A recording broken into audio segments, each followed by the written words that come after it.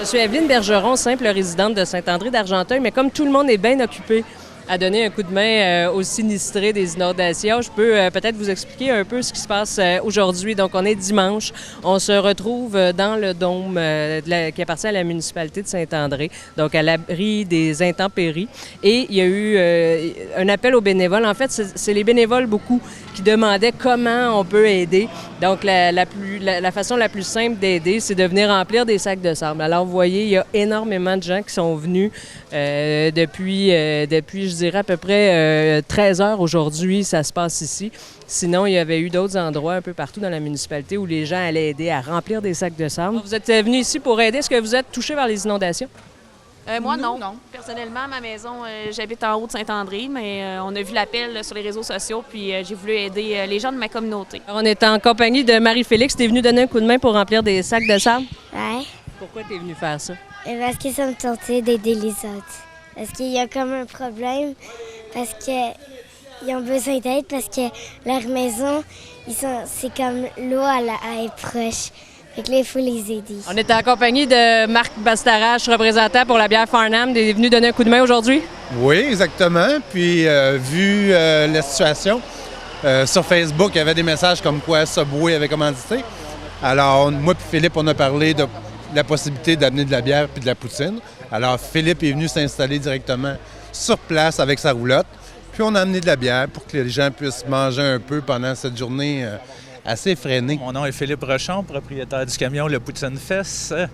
J'ai entendu parler que Saint-André était en besoin, donc je me suis déplacé aussitôt pour venir nourrir tous les bénévoles possibles de Saint-André d'Argenteuil. On offre un menu poutine classique à volonté à tous nos bénévoles. Je suis un résident de la MASC, j'ai toujours habité la chute Grenville, fait que je me sens un petit peu touché. Puis mes conditions physiques font que je peux pas aider avec les poches de terre, fait que j'ai trouvé mon petit moyen d'aider tout le monde. Avec des poches de patates. Avec des poches de patates. Il y a eu pénurie de sacs. Il a fallu qu'on lance des appels aussi. Je ne sais pas d'où proviennent les sacs. Il y a des agriculteurs qui sont venus porter des sacs pour qu'on puisse mettre du sable dedans, tout ça. Mais là, il y a des gens de partout, des quatre coins d'Argenteuil qui sont ici pour prêter main forte. On a eu des élus des autres municipalités qui sont venus, de Mirabel, de La Chute. Donc, tout le monde travaille fort.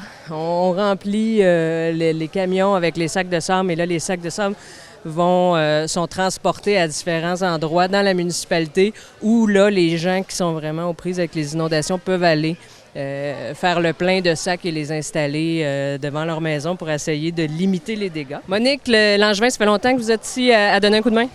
2 heures. Et pourquoi vous êtes ici? J'en ai entendu parler, puis je trouve que les gens ont besoin d'aide, puis c'est tellement agréable de voir l'entraide, de voir la bonne humeur et de voir que la poutine gratuite vient d'arriver. C'est agréable. C'est agréable. Vous êtes de Saint-André, vous n'êtes pas touché par les inondations? Non, je suis pas touchée. Je suis pas touchée. La rivière est très près de chez moi, mais il n'y a pas de danger. Vous êtes de quelle municipalité? Saint-André. Est-ce que vous êtes inondé? Non, pas du tout. Bien, la pompe, elle fonctionne dans le sous-sol, mais je suis pas inondée. Moi, on reste en haut, fait qu'on n'est pas proche de l'eau. Puis, mais on est venu ici pour aider les autres, là. Vous êtes de quelle municipalité? Wentworth. Alors, vous venez de loin pour venir donner un coup de main? On sent une responsabilité parce qu'on vous envoie notre eau. Okay. On se dit... On a une petite gêne, qu'on vient aider. Donc ici, bien, c'est un peu le positif de la chose. Donc tous les gens qui se mettent ensemble pour prêter main forte, pour aider. J'ai su qu'il y a le Subway La Chute qui est venu un peu plus tôt aujourd'hui porter je ne sais pas combien de sandwichs. Là, on a Poutine Fest qui se prépare à offrir de la poutine aux bénévoles qui sont ici. Il y a Farnham qui est venu offrir de la bière. Alors on lance l'appel, on a lancé des appels sur Facebook. S'il y a d'autres commerçants, les McDo et autres, Tim Hortons, qui veulent venir offrir du café, sont les bienvenus. Mais donc, jeunes, moins jeunes, tout le monde est là, pelle à la main. Bonne chance pour retrouver sa pelle après, parce que là, c'est vraiment l'entraide. Tout le monde participe. C'est génial de voir ça. Il y a des élèves qui après être allés faire de l'aide humanitaire au Pérou, mais là, sont à Saint-André d'Argenteuil pour aider leurs concitoyens plus près d'eux.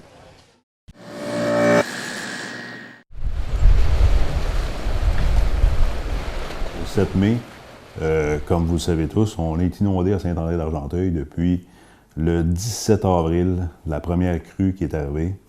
le 17 au 28 avril, qui a été une crue temporaire, qu'on pensait tous que c'était la seule qu'on aurait. À partir du 2 mai, la deuxième crue est commencée et le niveau de la première crue, du 28, a été atteint le 3 mai, 24 heures après. Donc, la deuxième crue est encore beaucoup plus importante que la première. Aujourd'hui, au moment où on se parle, 9200 mètres cubes seconde passent au barrage de Carillon. Donc, ça ne s'améliorera pas. C'est pas là les gens coopèrent énormément bien. Notre service incendie a donné un excellent support. La Sûreté du Québec donne un excellent support aussi. Maintenant, on est avec la sécurité publique. La sécurité publique est ici depuis même le 17 avril. Ils ont fait une première assemblée pour les premières inondations et réclamations. On est avec eux depuis, ça c'était le service de crise un peu qu'on appelle, juste une minute pour vous dire ça, le service de rétablissement. Sachant c'était pour se résorber, bon, on pensait que tout serait fini, mais effectivement, il va y avoir une deuxième vague, comme c'est fait actuellement. Aujourd'hui, c'est le ministère de la Sécurité publique qui s'occupe de la coordination des déplacements, des choses comme ça. Ils sont en support à la municipalité. Ici, c'est Sylvain Modéré qui est en charge de tout ce qui est support pour tous les services incendie, les services de sécurité publique. Donc, tous ces gens-là, actuellement, travaillent sous la gouverne de Sylvain Modéré. La SQ aussi, la même chose. Monsieur Saint-Denis, parlez-moi des compensations que le gouvernement est prêt à donner, en fait, aux sinistrés à Saint-André-d'Argenteuil et dans la MRC d'Argenteuil. Bien, évidemment, il y a des programmes qui sont en place déjà. Donc, les programmes se résument un peu avec... après que tous les événements vont être terminés, là, il va y avoir des experts qui vont passer, ils vont rencontrer des gens, il va y avoir des évaluations de fait, mais le maximum d'une compensation pour une maison. Disons qu'une maison serait perte totale, là, on parle de 159 208 $. Donc, ça, c'est pour une perte totale. Concernant des rénovations qu'il y aurait à faire, on paye 80 % de la facture, mais jusqu'à concurrence de 159 208 $. Ça, c'est... Puis là, je vous réponds ça là, toujours sous toute réserve, parce que je peux peut-être avoir des petits bouts. Là, j'ai eu mon cours 101 là, rapidement, mais ça ressemble à ça. On a 200 résidences sinistrées actuellement. À la première inondation qu'on a eue, on avait 160, on avait 10 résidences qui étaient évacuées volontairement. Actuellement, on est à 200 résidences. On a 110 citoyens qui sont évacués volontairement, toujours volontairement. Il en reste environ peut-être un 90 actuellement qui sont encore dans leur maison. Par contre, il n'y a plus de navettes comme on faisait dans le premier cru. Le service incendie faisait des navettes, on allait porter, on allait chercher les gens pour le travail, ces choses-là. Actuellement, c'est rendu impossible, ça ne passe plus du tout dans tous les 3 secteurs touchés qui sont le secteur de la baie, si on commence par l'ouest, la baie, Terrasse-Robillard, qui sont là depuis le 17 avril, et maintenant la rue Fournier, qui est là depuis le 2 mai. Il n'y a pas la rue Chevalier aussi? Ça commence à déborder dans plusieurs rues. Si je continue, la 344. La 344, il y a une place où est-ce qu'il y a 3 pieds d'eau environ, 18 pouces à 3 pieds environ d'eau. Ça permet... Ce que ça a fait, c'est que ça bloque la circulation. Il y a un détour de 15 km pour rejoindre à partir du centre-ville de Saint-André, pour aller rejoindre la terrasse Robillard qui est inondée et la baie. Donc, c'est un gros problème. Les services d'urgence peuvent passer encore. Une des problématiques qui s'en vient, comme on disait, c'est les prochaines inondations qui s'en viennent, l'augmentation d'eau de la rivière des Outaouais. On se préoccupe beaucoup à savoir, l'eau s'en vient par rapport à la rivière du Nord dans le centre-ville et inonde aussi la 344 qui est bloquée actuellement. L'armée s'en vient. Est-ce que vous avez déjà défini c'est quoi son rôle? Est-ce que ça va être de protéger le centre du village? Quel va être le rôle de l'armée? On n'a pas discuté encore avec l'armée. J'attends toujours un appel d'eux. On a reçu des appels, M. Modéré a reçu un appel tantôt, il y a à peu près 5 minutes. J'ai pas eu le temps de faire un briefing avec M. Modéré par rapport à ça. Les premières choses qui vont être à faire, c'est sûr que ça va être essayer de remettre le chemin de la 344 disponible pour pouvoir circuler le plus facilement possible. Après ça, il va y avoir l'occupation de tout ce qui est poche de sable à sécuriser les prochaines maisons qui vont être isolées ou qui seront inondées. Après ça, on a beaucoup de demandes. C'est un petit peu déplorable. Moi, j'attendais un appel hier, OK, et on n'a toujours pas reçu d'appel officiel. L'armée tarde un peu à venir dans la MRC d'Argenteuil. L'armée est en train de se déployer présentement. Vous savez, plus loin, vers Gatineau, là, sont passés cet avant-midi, sont en route présentement pour Saint-André. Ils se déploient là, au fur et à mesure là, sur le territoire. Et puis, je sais qu'il y a d'autres effectifs qui vont être rajoutés à cela. Ça s'en vient, il ne faut pas se décourager. Là, on a eu plein de bénévoles aujourd'hui. L'essentiel aujourd'hui, c'est de faire des sacs de sable, protéger les maisons. Ça s'est fait. On a eu des dizaines de bénévoles, je ne dirais pas des centaines, mais beaucoup de dizaines de bénévoles qui ont répondu à nos appels. C'est pas fini, on est dimanche, là. Oui, j'ai été un des premiers à demander à notre gouvernement là, d'agir en ce sens-là parce que les besoins, moi je voyais, on était sur le terrain depuis les semaines passées. Puis là, en sachant le débit d'eau qui était pour arriver, on savait que ça deviendrait un peu plus dramatique, probablement exceptionnel. On vit, ça va être exceptionnel, ça va être centenaire. Il n'est pas arrivé d'autres événements aussi graves que celui qui s'en vient. L'état d'urgence a déclaré depuis jeudi. Depuis jeudi, ça a été déclaré? Oui. Depuis jeudi, la demande à l'armée est faite depuis vendredi soir, minuit. Et on s'attendait à une réponse le samedi. Je comprends qu'on est dans des délais très courts, mais il faut aussi comprendre que la municipalité est inondée depuis avril. Même, je vous dirais, si vous regardez sur une carte, Saint-André-d'Argenteuil est avant Rigaud, en distance du barrage. Nous, la seule différence avec nous, c'est que nous, on a une certaine habitude à chaque année. Les gens vivent avec ça, c'est pas une panique. Je pense que c'est peut-être un petit peu ça qui est arrivé à Rigaud, c'est qu'il y a eu une panique. Nous, c'est pas une panique, mais actuellement, la première crue n'était pas une panique. Aujourd'hui, c'en est une, et c'est une urgence. La Croix-Rouge occupe le sous-sol de l'Hôtel de Ville actuellement, prennent en charge, premièrement, les personnes, les familles, les gens qui sont évacués.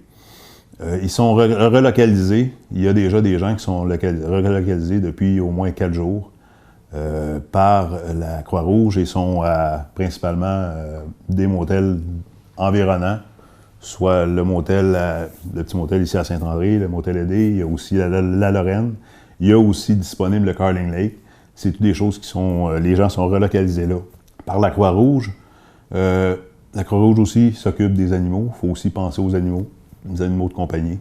On s'occupe aussi de ça. Il y a des gens qui sont venus pour donner leur nom, pour s'occuper, placer, localiser les chiens, les chats, des choses comme ça. On a un support aussi de l'hôpital d'Argenteuil, le C3S, qui nous donne un excellent support aussi pour le soutien psychologique. On a vu des camions de pompe pomper justement les égouts de la municipalité. Est-ce que oui. vous avez des problèmes aussi de ce côté-là? Tout à fait. On est aujourd'hui, même depuis hier matin, on a envoyé un appel de coordination. On a un système appel automatisé pour chaque région, la région inondable, les régions de Carillon, les régions... Donc, on a envoyé un appel pour la région de Carillon hier. Les problèmes d'égout commençaient à être problématiques à Carillon hier. C'est pas tout à fait réglé encore. Aujourd'hui, c'est maintenant dans le village qu'on a le problème.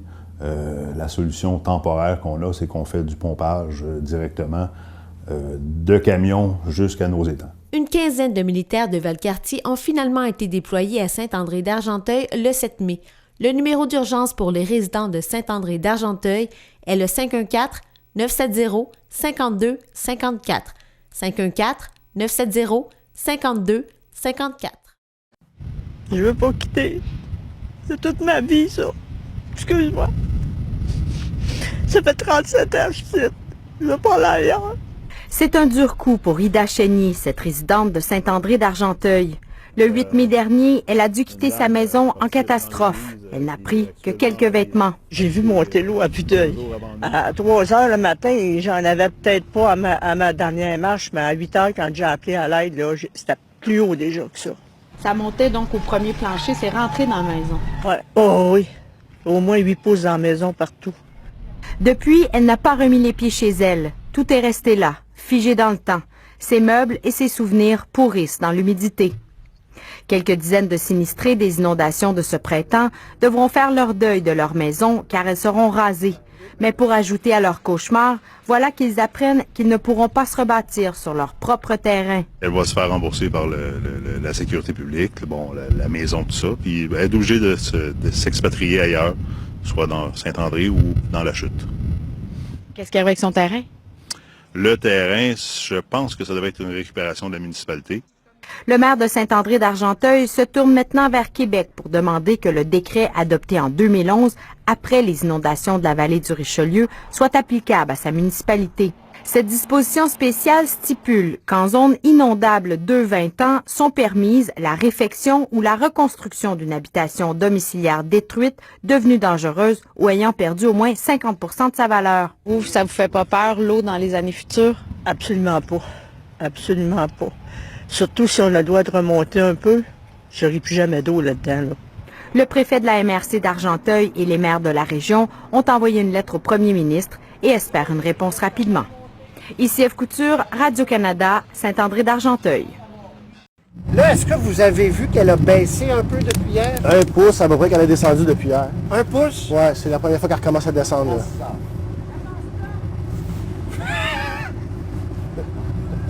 Ouais, faites pas vos stops. Non, c'est ça. Quand même. Ouais.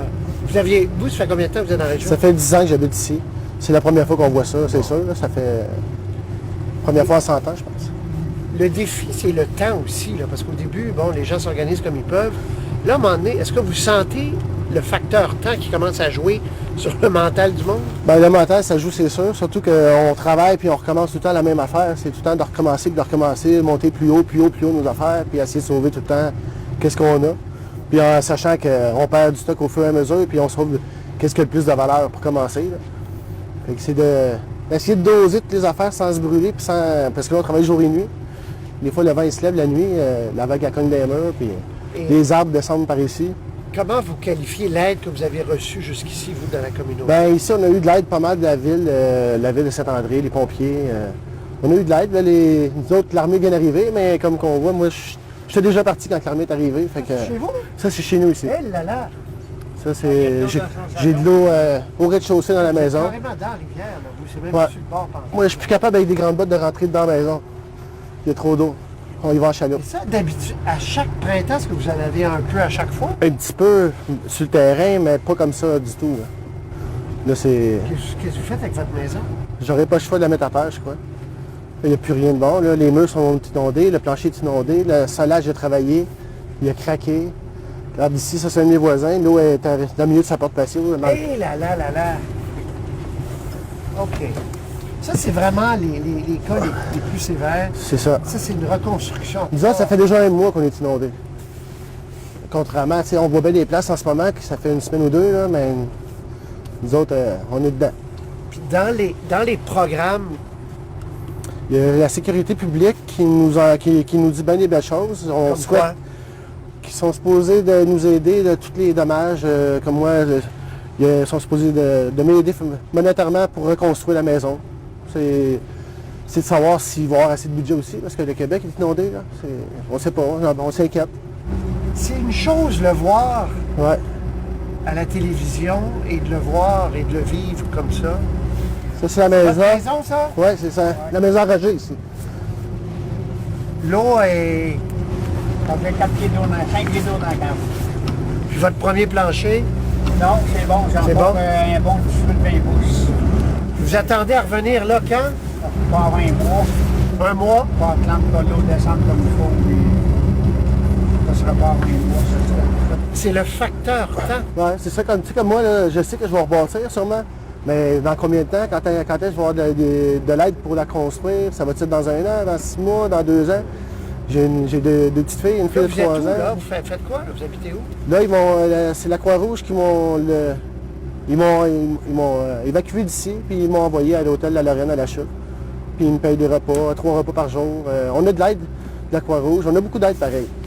C'est juste, on espère que ça va continuer l'aide, parce que nous autres, on n'a vraiment pas fini. On a encore pour 2 mois, tu sais, à... Est-ce qu'ils vont vous permettre de reconstruire là? Ça, c'est mon inquiétude. C'est sûr que l'environnement, eux autres, ils vont peut-être... mais sauf que s'ils nous empêchent de reconstruire comme là, tout le monde, c'est pareil, là. Fait que s'ils nous empêchent de reconstruire, là, c'est comme nous achever dans le fond, parce que déjà là qu'on a de la misère, s'ils nous empêchent de construire, c'est comme nous piler sur la tête pas mal plus. Là. Mais vous craignez pas qu'avec les changements climatiques, qu'on revive des épisodes comme ça arrive année après année? C'est des 0-100 ans, il y a des 0-20 ans moins grosses. C'est des inondations, ça a toujours existé pareil. Là. Le réchauffement de la planète, on l'a déjà vu ça, pareil, mais là, 60 ans à peu près, en 72, 76. En 76, ça a déjà été comme ça. Fait que c'est pas nécessairement le réchauffement de la planète, c'était de même déjà il y a 50 ans. Là. Mais si je vous disais que la probabilité que des inondations comme ça reviennent c'est sûr que ça rentre en ligne de compte. Là, vous devez être découragé de dire je ne vais pas vivre ça aux 2 ans. Comme moi, si je la rebâtis, c'est sûr que je vais la mettre plus haute. Avec le niveau de là, peut-être un pied ou deux de plus que c'est déjà en ce moment. Là. C'est sûr que là, ça va rentrer en ligne de compte. Là. Sur pilotis même? Sur pilotis aussi. Oh oui, il y en a. Comme à mais c'est sûr que quand on a un bord de l'eau, on y tient, puis c'est comme on travaille toute une vie pour avoir ça, puis on ne veut pas le perdre dans un printemps comme ça. Ouais. Moi, c'était mon rêve de ma vie d'avoir un terrain comme ça, puis je l'ai, puis je vais le perdre si je décide de ne pas me laisser reconstruire. Ouais. Dans le fond, ça, c'est un modèle à suivre. Tout le monde, faut faire. Ça, c'est le modèle à suivre. C'est ça qu'il faut faire. Plus haut. Lui, il est vraiment solide, là. C'est là qu'on voit que l'eau... C'est fort, c'est puissant. On doit un respect à l'eau. Oui, c'est ça. Oh, ouais. C'est pas nous autres qui a dessus, comme moi, elle m'a battu, là, puis je me suis battu pendant un mois de temps. Là. Ah, vous avez eu? Ah oui, elle m'a eu.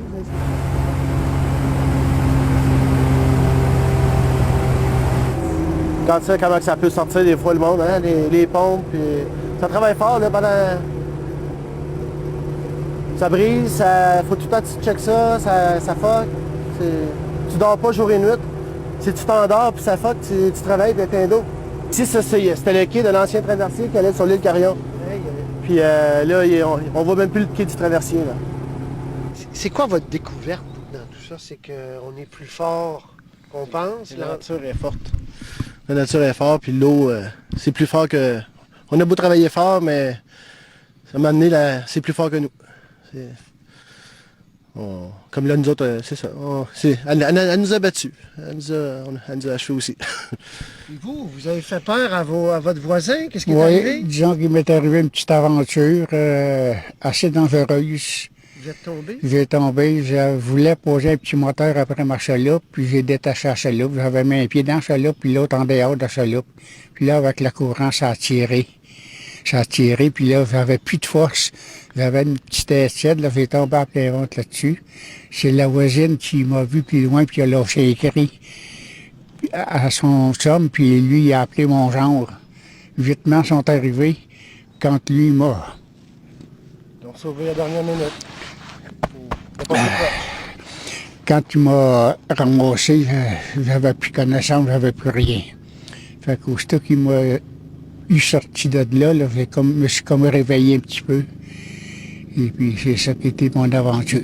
Un peu plus que ça, j'étais plus capable de rien faire. Il vous a sauvé. Il m'a sauvé la vie. J'ai fait c'est les voisins qui l'ont sauvé, qui ont crié. Là, moi, j'ai fait juste la job d'y aller et de le sauver, tu sais. Puis, on a essayé d'aider tout le monde. Tout le monde s'entraide ici, puis on fait notre possible. Puis le message que vous envoyez, c'est que ça va être long. Alors, le monde, tu sais, la Croix-Rouge a fait un appel. Pas pour rien, ça va pas nulle part. Ça va aussi pour vous loger, ça va pour vous aider. Mais nous, on se loge. Comme là, je mets mes beaux-parents, là, chez nous, il y a de la place. Là. Nous autres, on a été sauvés par 3 pouces. On a été sauvés, tu sais. Puis si ça montait 3 pouces, on fermait la maison quasiment. Là. Puis je suis une des plus hautes, vous voyez en arrière. Fait que c'est vraiment, c'est catastrophique. Ça a tout s'entend, ces affaires-là. Si vous me permettez, tu sais, l'armée est arrivée avec les hélicoptères, les auto-amphibies. La marine est venue ici, la marine royale est venue ici, canadienne, ce matin pour checker l'évacuation des autres. Puis on souhaite qu'ils restent pour nettoyer. On avait déjà nettoyé, puis... On sera pas capable de ça. On n'a plus la capacité de suivre de ce qui nous arrive. Faites attention, c'est lourd. C'est très dangereux. Très dangereux. Merci beaucoup.